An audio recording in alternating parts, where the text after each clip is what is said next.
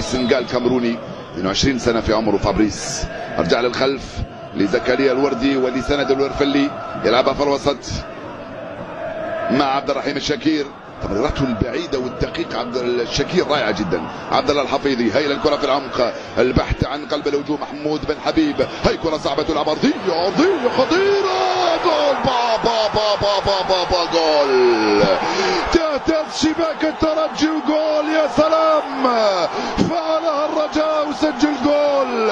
عبد الله الحفيظي يجعل الملعب يهتز بهذا الجول. يا سلام، هدف اول ولا اروع، هدف للرجاء مستحق لحد الان. عبد الله الحفيظي يفعلها ويسجل جول. اللعبه من اروع ما يكون، استلمها على خط العشرين، اللعبه الاولى ثم الثانيه من هنالك ثم الثالثه، فجاء الرابع في الجول. شوف الاستلام باليسرى والتسديد باليمنى على يمين رامي جريدي.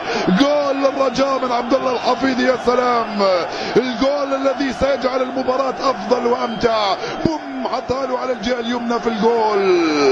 عبد الله الحفيظي يفتح مجال التسجيل ويمنح التفوق للرجاء في هذه اللحظات من عمل المباراة. يا سلام، عند الدقيقة 22.